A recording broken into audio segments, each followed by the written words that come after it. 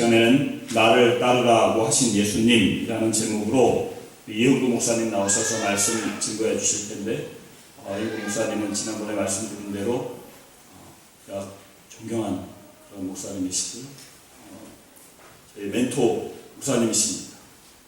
얼마나 목사님에게 제가 많이 매주 영적인 그런 도전과 배움을 받는지 모릅니다. 그래서 오늘 하나님의 말씀을 우리 목사님 통해서 들으실 때에 모두가 귀한 십자가의 놀라운 은혜, 특별히 두대의 말씀 축제를 통해서 하나님께서 부으시는 은혜를 기대하면서 그런 마음을 활짝 여시고요. 어제 저희 기도원 가서 그랬습니다. 마음을 활짝 열고 들으니까요, 어떤 거든지 은혜가 되더라고요. 그래서 얼마나 좋은지요. 어제 정예부대라 갔었거든요. 근데 여러분 이 시간에도 마음을 활짝 여시고요. 오늘 은혜 받게 작정하시고 이렇게 말씀을 들으시면 여러분에게 꼭 주시는 하나님의 말씀을 다 듣게 될 줄 믿습니다. 목사님 나오실 때에 여러분 할렐루야로 환영하도록 하겠습니다. 할렐루야.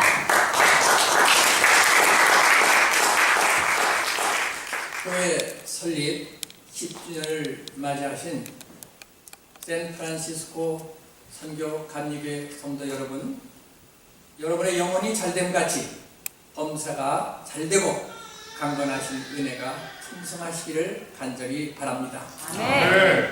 지난 이틀간, 오늘까지 이틀간 십자가라는 주제를 가지고 하나님 말씀을 묵상하시는 축제를 가지신 여러분들, 그리고 제가 늘 함께 교제하며 기뻐하는 현 목사님과 함께 주님 앞에 예배 드릴 수 있도록 불러주셔서 진심으로 감사합니다. 아멘. 살아계신 하나님께서 이 시간 우리들에게 역사하셔서 우리에게 필요한 교훈과 은혜를 풍성히 내려주시길 간절히 바랍니다. 아멘. 예수님께서 제자들을 데리고 가이사랴 빌립보로 가시면서 사람들이 나를 누구라고 하느냐 이렇게 물어보셨습니다. 그래서 제자들은 어떤 사람은 세례 요한이라고 하고 어떤 사람은 예레미야 선지자 중에 한 사람입니다. 이렇게 대답했습니다. 그때 주님께서는 이어서 말씀하시기를, 그러면 너희는 나를 누구라고 하느냐? 이렇게 질문하셨습니다. 그때 베드로가 말하기를, 잘 아시는 마태복음 16장 16절에서 주는 그리스도시요 살아계신 하나님의 아들입니다. 이렇게 대답을 했습니다. 여러분, 여러분들이 참 복되신 것은 지난 10여 년 동안 주는 그리스도시요 살아계신 하나님의 아들이라는 믿음의 기초 위에서 주님께서 이 교회를 세우시고 이 교회의 일원이 되셔서 하나님께서 쓰임 받으신 것은 여러분의 일생에 참으로 복된 시간이고 귀중한 시간이고 기쁜 시간이었으리라 생각합니다. 밤이 지운 거 보니까 안 그런 사람도 좀 있는 것 같아요. 여하튼 어떻든 주님의 몸된 교회의 한 부분이 되어 신앙을 고백하고 주의 교회를 이루는 일에 부름받았다는 그 자체가 큰 은혜요 복이 아닐 수 없습니다. 마태복음 16장 18절에 말씀하시기를, 이 고백 위에 교회를 세우겠다고 말씀하셨습니다. 10여 년 동안 이 교회가 있는 것은 이 고백이 있었기 때문에 주님께서 사용하신 것입니다. 또 내 교회를 세우시겠다고 하셨습니다. 이 샌프란시스코 선교 감리교회는 여러분의 교회가 아니라 주인은 예수님입니다. 주님이 이 교회의 주인 되어주신 것을 우리는 얼마나 감사한지 모르겠습니다. 더 나아가서 음부의 권세가, 사망의 문이 여러분을 어찌할 수 없는 주님의 보호 아래 있다고 마태복음 16장 18절에는 말씀하셨습니다. 주님의 보호 아래 있고 주님이 오시는 그날까지 인도하실 보장을 받으신 여러분들은 참으로 복되신 분들이 아닐 수 없습니다. 여러분, 이런 은혜를 받으셨으니 주님이 오시는 그날까지 흥왕해서 많은 사람들을 주님 앞으로 인도하는 건강한 교회로 가실 수 있기를 간절히 바랍니다. 아멘. 이미 읽으신 하나님의 말씀 가운데 마태복음 16장 21절 말씀 보면, 예수는 반드시 예루살렘에 올라가셔서 장로들과 율법학자들과 대제사장들로 구성된 사내들이 공의해서 핍박을 받으시라고 말씀하셨습니다. 고난을 받겠다고 말씀하셨습니다. 떠나가서 3일 만에 죽으신 후 3일 만에 부활하실 것에 대해서도 말씀하셨습니다. 주님은 고난받으시고 십자가에서 죽으시고 3일 만에 부활하실 것에 대해서 말씀하셨습니다. 이 말씀을 들은 베드로는 즉시 반응을 했습니다. 예수님을 만나서 주님, 도저히 그런 일이 예수님께는 일어날 수 없습니다. 이렇게 간했다는 말은 강하게 항의했다는 것입니다. 강하게 도전했다는 것입니다. 그럴 때 예수님께서는 돌아서셔서 정면으로 보시고 말씀하시기를 사탄아 내 뒤로 물러가 이렇게 꾸중을 하셨습니다. 내가 나로 넘어지게 하는 자로다 이렇게 말씀하셨습니다. 여러분, 주님께서 매우 기뻐하셨고 주님께서 칭찬을 받았던 이 베드로가 왜 이렇게 엄한 야단을 맞아야 했을까요? 주님께서는 베드로가 하나님의 일을 생각지 아니하고 사람의 일을 생각하기 때문에 그렇다고 말씀하셨습니다. 마태복음 4장 4절 이하를 쭉 보면 예수님께서 광야에서 마귀에게 시험받는 장면이 나옵니다. 그 이야기는 십자가의 도리니 어린 양에 대해서 인간의 죄를 위하여 죽느니 이런 얘기는 필요 없고 사람들이 원하는 메시아는 정치적이고 현실적인 메시아를 찾기 때문에 그런 것 관두고 나에게 절해라, 떡을 만들기 위하여 돌을 명하여 떡을 만들어라, 높은 곳에서 뛰어내려라. 그래서 사람들이 원하는 슈퍼스타로 사람들에게 나타나라. 이렇게 계속 유혹했습니다. 예수님 그 유혹을 물리치셨습니다. 사실 예수님을 사랑해서 베드로가 예수님께 그런 말을 했지만 그러나 그 뒤에는 십자가와 인류를 위한 고난의 짐을 지지 않는 그런 메시아를 예수님의 제자들도 원하고 있었던 것을 주님께서는 꾸중하신 것입니다. 여러분, 제자들이 예수를 따르는 가운데는 이유가 있습니다. 물론 겉으로 안 나타나는 거지만 마지막 부분에서 극명하게 나타났습니다. 그것이 뭐예요? 누가 높으냐 하는 것입니다. 마태복음 20장 28절 이하에 보면 야고보와 요한이 예수님께 부탁을 했습니다. 예루살렘에 올라가시고 높은 자리에 올라가시면 하나는 좌편에 하나는 우편에 꼭 놔주십시오. 이렇게 얘기하는 것을 듣고 제자들 가운데 분란이 일어났다고 성경은 말하고 있습니다. 두 제자는 솔직해서 그렇게 말하지만 다른 제자도 다 그런 마음이 있었기 때문에 분란이 일어나는 거 아니겠어요? 그들이 예수님은 십자가를 지기 위하여 예루살렘으로 올라가시는 그 내내 길거리에서 서로 다툰 것은 뭐예요? 누가 높으냐 하는 이런 문제를 가지고 다퉜습니다. 그래서 예수님께서 마지막 밤에 제자들의 발을 씻기시는 그때까지도 누가 높으냐 하는 것을 서열을 가지고 마음에 씨름들을 하고 있었습니다. 여러분, 예수님께서는 제자들에게 말씀하시기를 하나님을 생각하지 않고 사람 일만 생각하는 것을 꾸짖으셨습니다. 베드로가 신앙 고백을 할 때 하나님의 도우심으로 그 대답을 했습니다마는 인의 변에서 그는 옛 본성과 인간의 마음으로 예수님을 만나기를 원했습니다. 이것이 우리들이 갖고 있는 비슷한 문제입니다. 예수를 통하여 우리의 꿈을 이루고자 하는 것이 누구에게나 조금씩 있습니다. 그것이 예수님을 따르는 사람들의 문제점 가운데 하나입니다. 저와 여러분이 신앙 고백은 했지만 그러나 예수님으로 인하여 성공과 명예를 얻고자 하는 마음이 있다면 이것은 하나님의 일을 이루는 것이 아니라 사람의 일을 생각하는 것이라고 성경은 말씀하고 있습니다. 혹시 우리 가운데 예수님이 한 말씀 가운데 이건 옳고 저건 그르다고 토를 다는 사람은 없습니까? 혹 우리들 가운데 예수님은 내가 원하는 것을 들어주지 않는다고 투정 부리고 불평불만하면서 대드는 사람은 때로는 없습니까? 혹 우리 가운데 교회에서 혹은 어떤 곳에서 내가 너보다는 낫다고 생각하고 높고 낮음을 자랑하려고 그런 생각을 한 사람은 없습니까? 그러시면 그것은 분명히 하나님을 생각하지 않고 사람의 일을 생각하는 것입니다. 그것은 주님께서 매우 싫어하시는 그리스도인의 모습입니다. 많은 사람들이 그리스도를 따르기를 원한다고 말합니다. 그러나 많은 사람들은 사실 자기가 원하는 방법대로 예수님을 따르기를 원합니다. 그러나 기억하실 것은 예수님은 예수님의 방법대로 주님을 따르지 않는 사람들을 제자로 세우시지 않는다는 것입니다. 우리가 어떤 일을 할 때 꼭 물어야 하는 것은 내가 이 일을 한 것이 하나님의 일을 이루는 것인지 나의 일을 이루는 것인지 한 번쯤은 물어야 합니다. 이것을 통해 하나님의 뜻을 이루신 것인지 내 뜻을 이루기를 원하신 것인지 꼭 한 번씩은 물어보아야 하는 것입니다. 내가 하나님의 영광과 기쁘심을 위하여 일하는 것인지 아니면 나의 영광과 사람의 기쁨을 위하여 우리가 하는 것인지 물어보아야 합니다. 기억하실 것은 우리가 주님을 따르면서 주님의 일을 한다고 하면서도 실제적으로 주님이 보시기에 주님의 걸림돌이 될 수 있다는 사실을 오늘 말씀은 경고하고 있습니다. 부탁드립니다. 우리가 주님의 걸림돌이 되는 사람으로 살지 않기를 간절히 바랍니다. 이렇게 걸림돌이 되지 않냐고 주님이 쓰실 수 있는 사람이 되는 일에 대하여 24절 말씀에서 누구든지 나를 따르려거든 이라고 말씀하시면서 다음 세 가지를 분명하게 말씀하셨습니다. 첫째가 뭡니까? 자기를 부인하라고 말씀하셨습니다. 둘째가 뭡니까? 자기 십자가를 지라고 말씀하셨습니다. 셋째가 뭐예요? 나를 따르라고 말씀하셨습니다.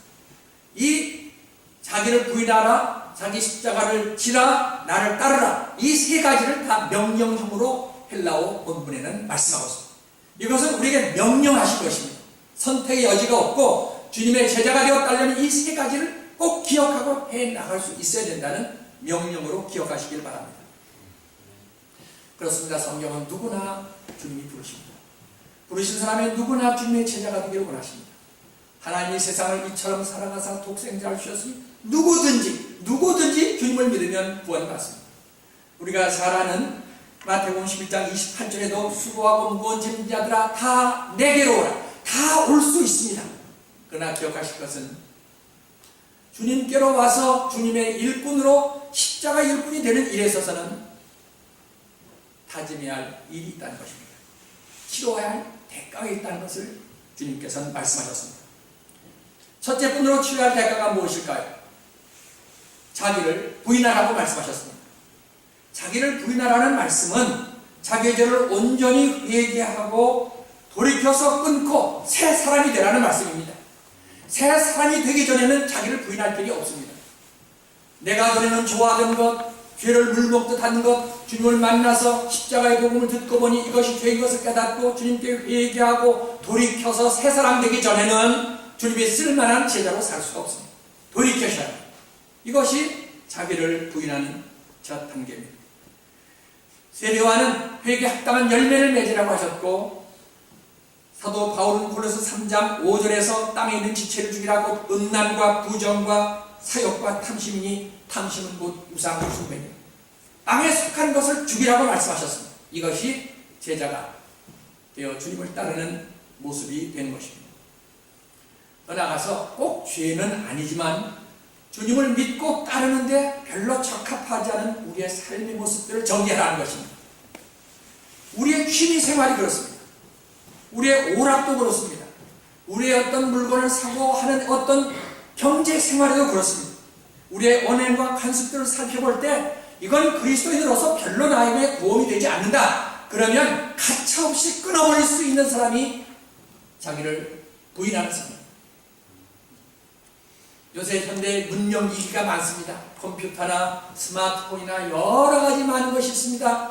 그런 것에 많은 신경을 쏘이면 우리의 모든 감각이 둔화되면 우리 영적 감각도 동시에 둔화돼서 내가 주님께 부인하며 사는지 내가 주인이 되는지 그것도 모르고 천방지축으로 신앙생활할 수가 있습니다.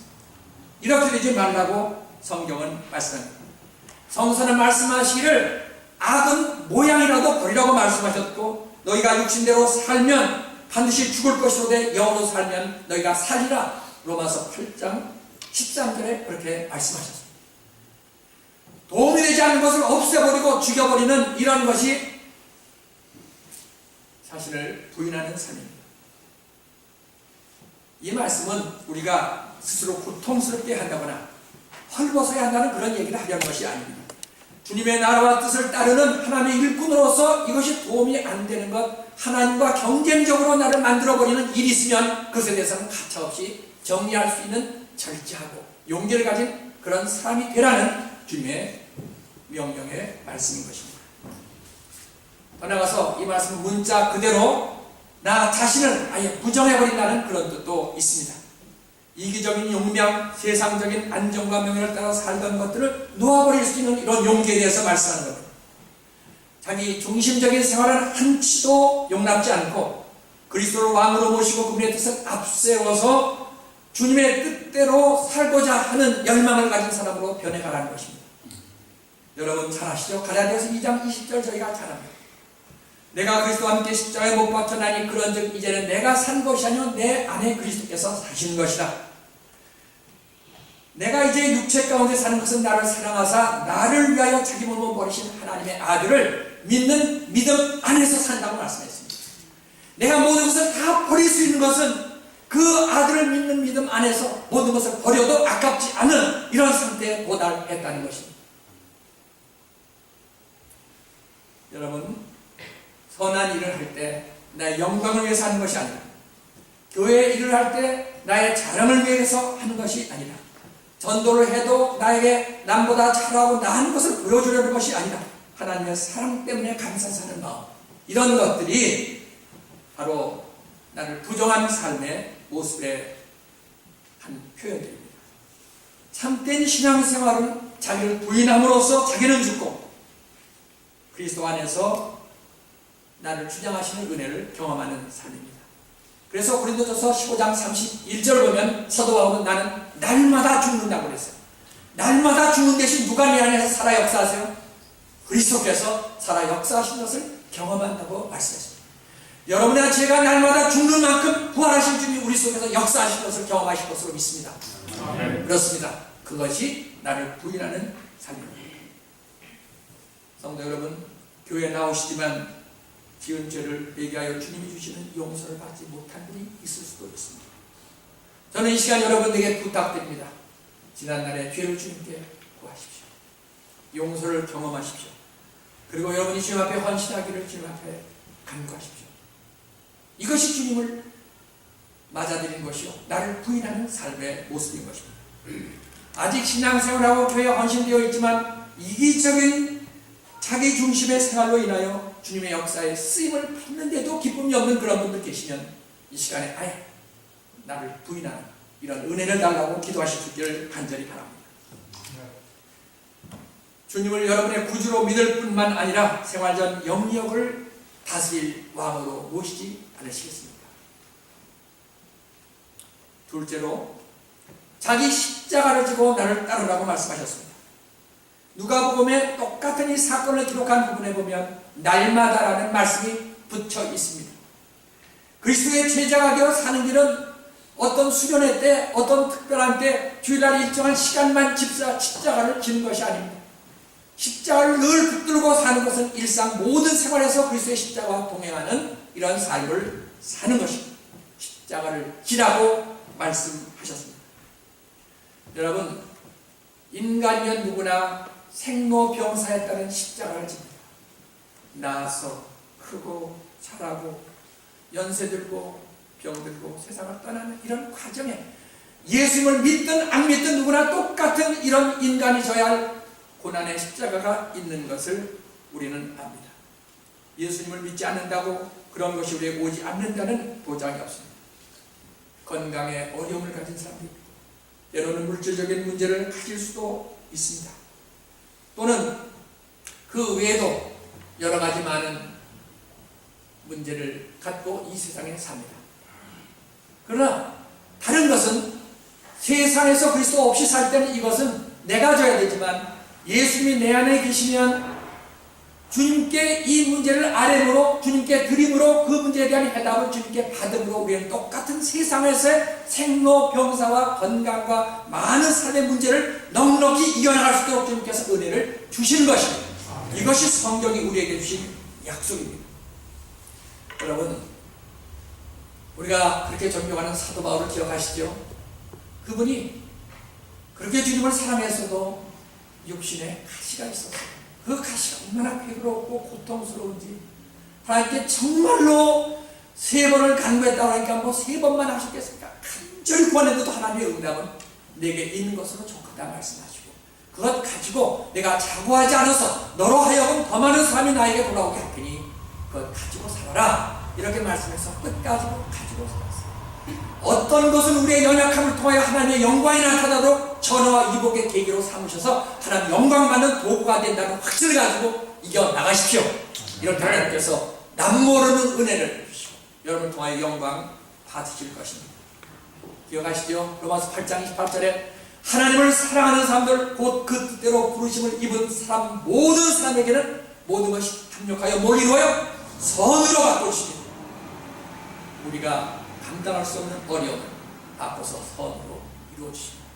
제가 긴 예는 든지 알겠습니다. 바로 요셉의 얘기가 그렇잖아요. 형들에게 팔려가잖아요. 노예로 살잖아요. 또 타락하지 않고 주인 부인의 유혹을 이겨나갔더니 온 건 상이 아니라 지하 감옥에 갇혔잖아요.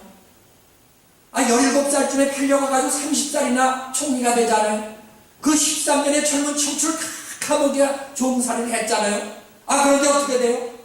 흉년이 들 때 아버지와 형제들이 다 와서 그 나라에서 민족을 이룰 수 있는 하나님이 나를 먼저 여기 보냈다는 그런 입장에서 자신 삶을 해석하잖아요. 그렇지 않습니까? 그것이 전하 이복에게 된 것을 요셉이 경험한 것입니다. 또한 우리들이 예수님을 믿음으로 인하여 져야 할 십자가가 있습니다.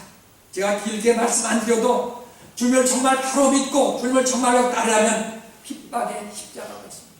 때로는 가정에서, 친구들 사이에서, 회사에서 이런 여러 가지 핍박이 있습니다. 악은 선을 미워합니다. 불의는 의를 싫어합니다. 그렇기 때문에 빛인 주님을 믿는 사람들은 어둠에 있는 사람들이 싫어합니다.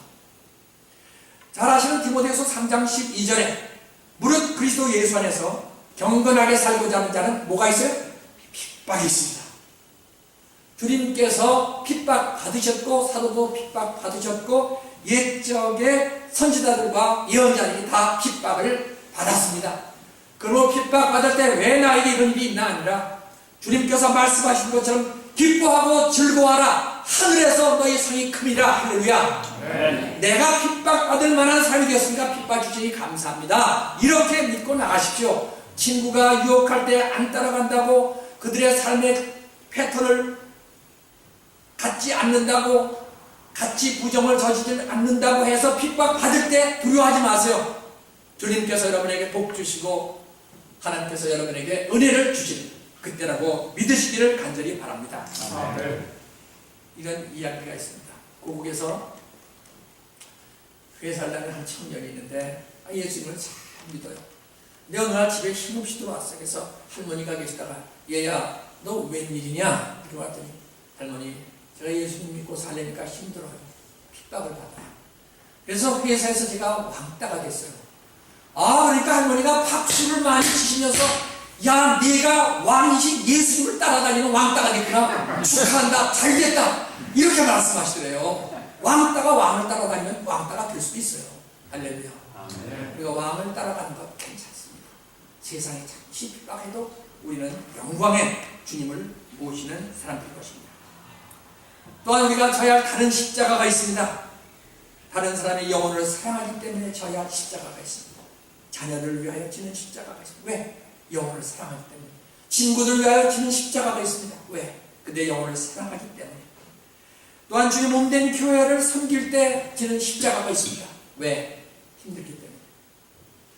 그래서 참 제자로 사는 사람들은 그 외 이웃을 사랑하는 일, 봉사하는 일, 과부를 돌보는 일, 가난한 이웃을 돕는 일, 병약한 분, 길 잃은 청소년을 돕는 일, 환난을 당하는 분들을 봉사할 때 자연히 어려운 십자가가 있습니다. 쉽지가 않습니다. 우리가 다른 사람의 영혼을 사랑해서 특별히 전도를 하고 말씀을 전할 때 얼마나 힘든 십자가인지 모릅니다. 그 십자가가 있습니다. 그러나 이왕 십자가를 질 바에는 기쁨으로 질 수 있기를 간절히 바랍니다. 할렐루야.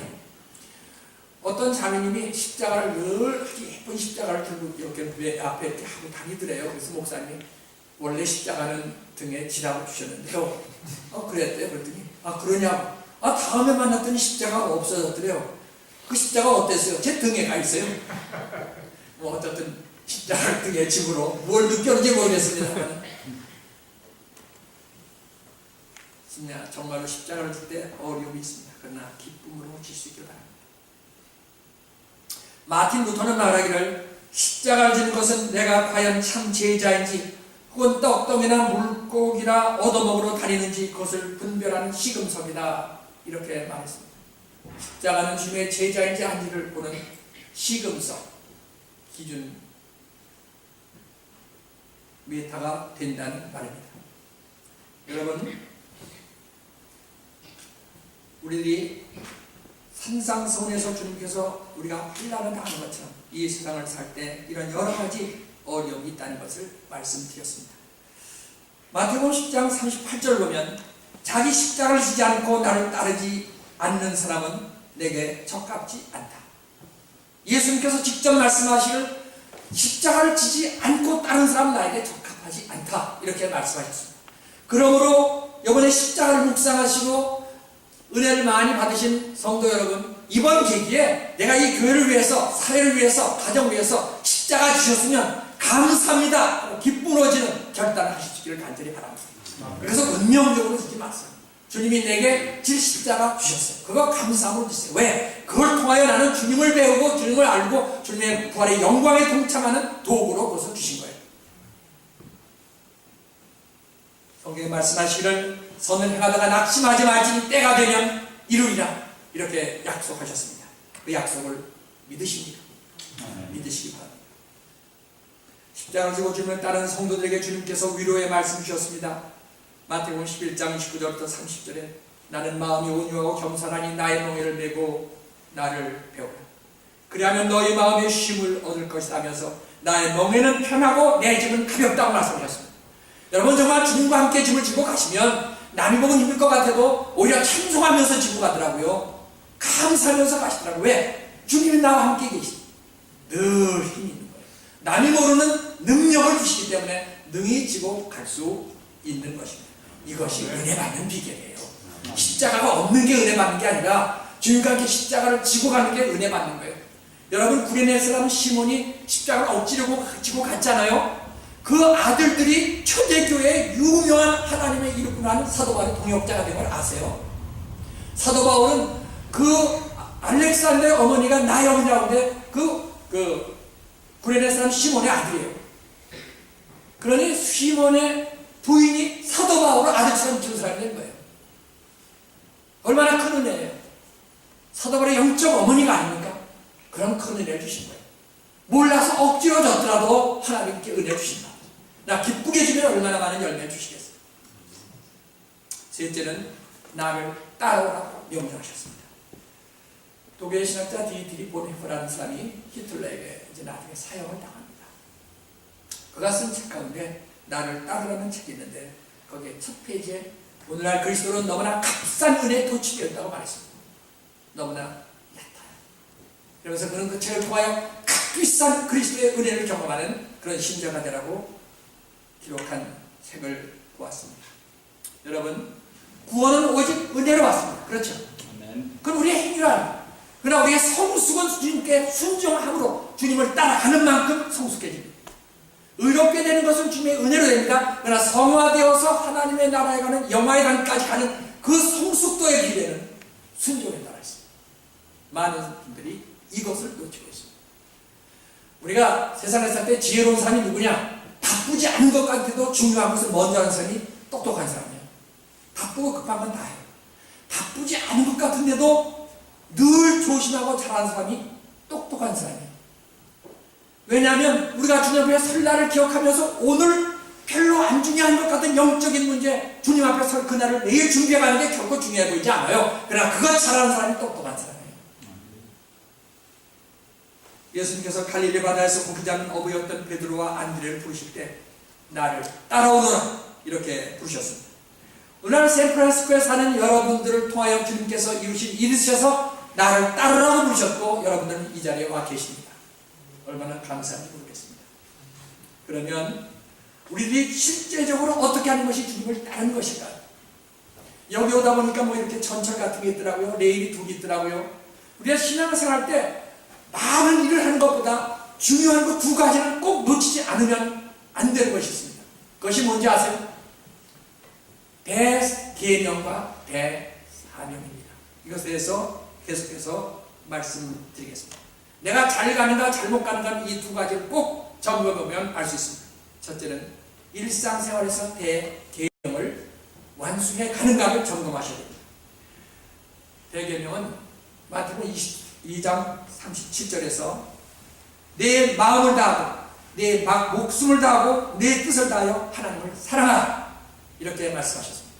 그리고 내 이웃을 내 몸과 같이 사랑하라. 이 계명은 하나님을 사랑하되 목숨과 마음과 뜻을 다해서 사랑하고 내 이웃을 내 몸과 같이 사랑하는 것이 주님께서 주신 계명이에요. 이것이 율법과 선지자의 모든 것을 합친 것이 다 여기 있다는 것입니다. 나 실생활에서 하나님과의 관계가 이웃과의 관계가 어떻게 되는 걸 점검해야 내가 하나님을 사랑하는 걸 아는 거지, 그냥 뭐 입으로 찬송만 사랑한다는 것은 그것은 확인되는 것이 아닙니다.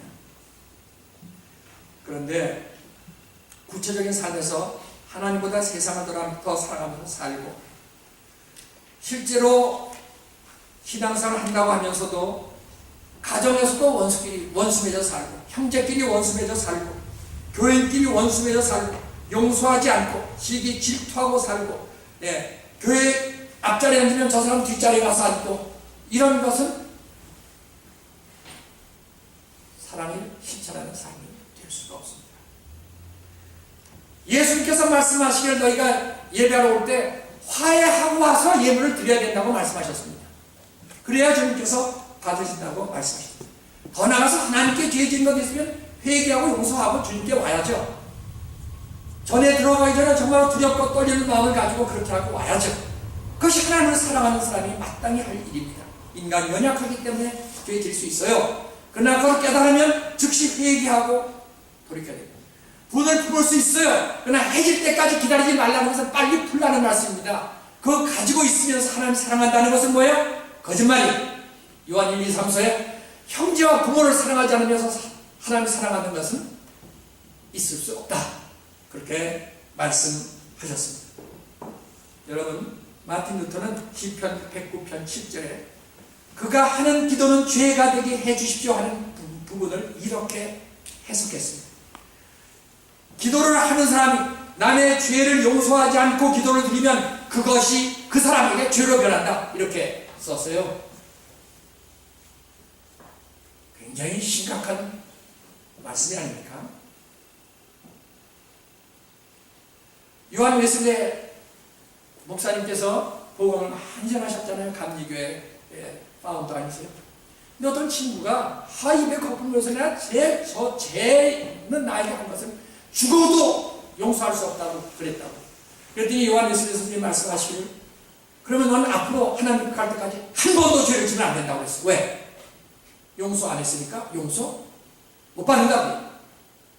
여러분, 우리가 주기도문에 우리가 우리에게 죄 지은 자를 사여준 것 같이 우리 죄를 사여달라고 기도합니까? 그렇죠? 뒤집어서 얘기하면 우리가 남의 죄를 용서하지 않는 한 내 죄를 용서받지 못한다는 얘기로 뒤집어 얘기할 수 있습니다. 그렇죠? 용서하죠. 하나님께서 우리에게 주신 용서는 어마어마하게 많고 남에게 받은 용서는 그렇게 많은데 다른 사람이 나에게 한번 용서 못하면 그 어떻게 하나님의 자녀라고 할 수 있어요?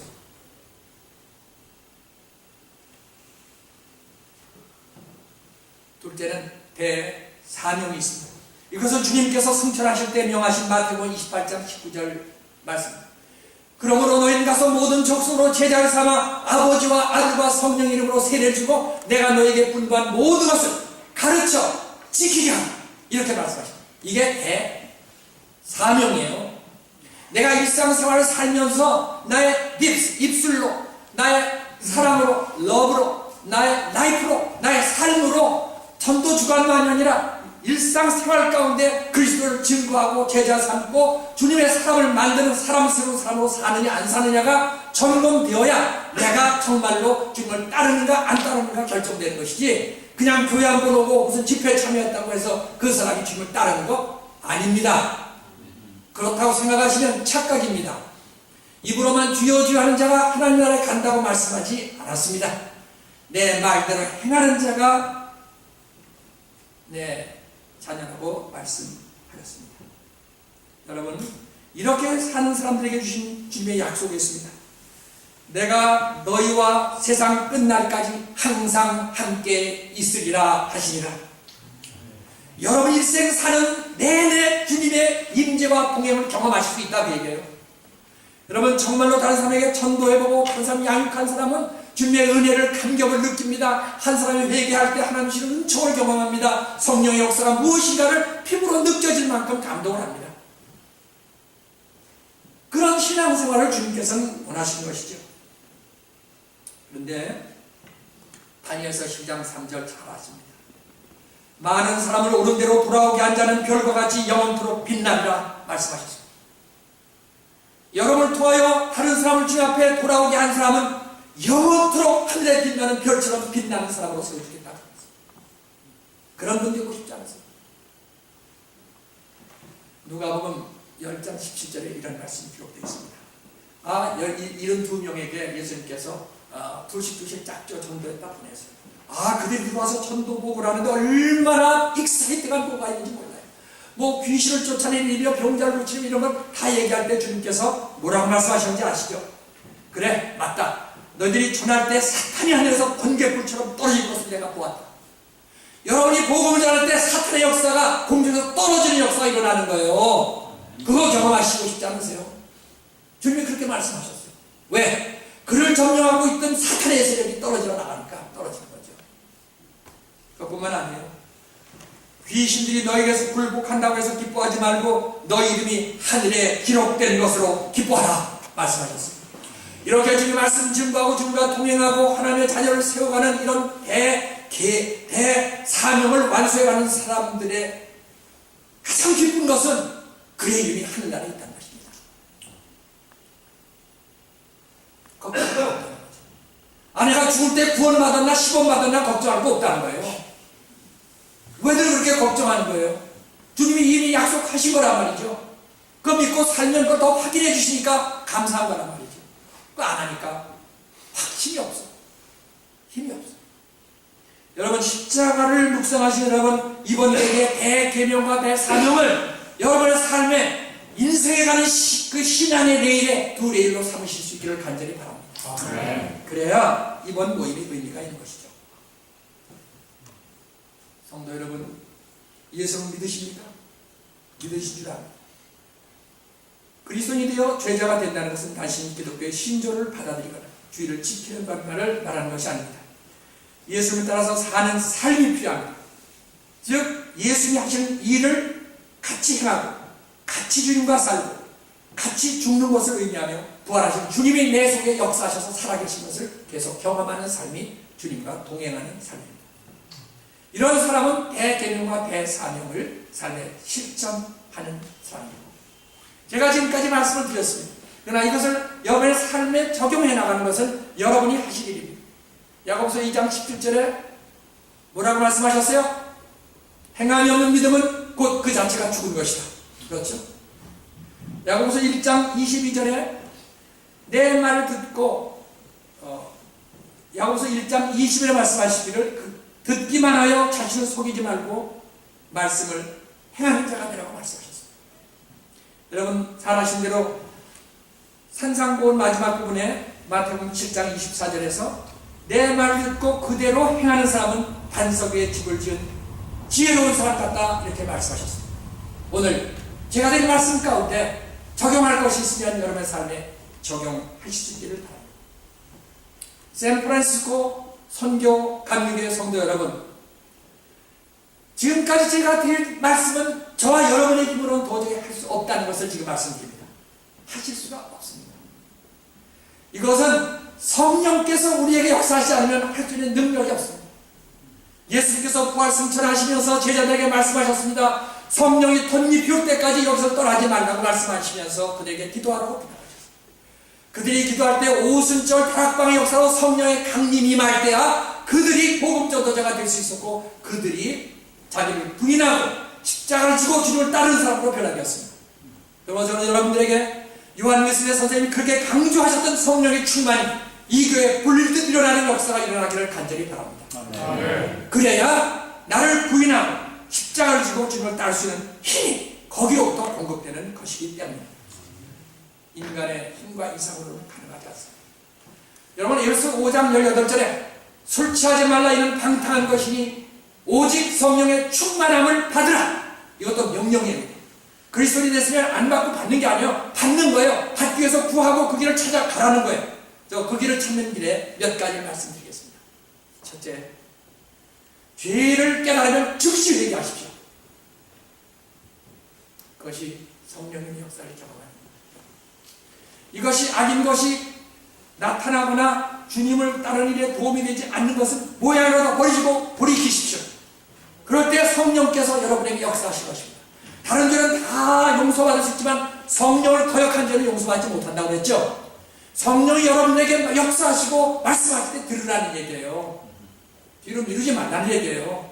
언제 주님이 그렇게 말씀하시지 내가 5분에 죽을지 모르는 거기 때문에 즉시 반응하라는 거예요.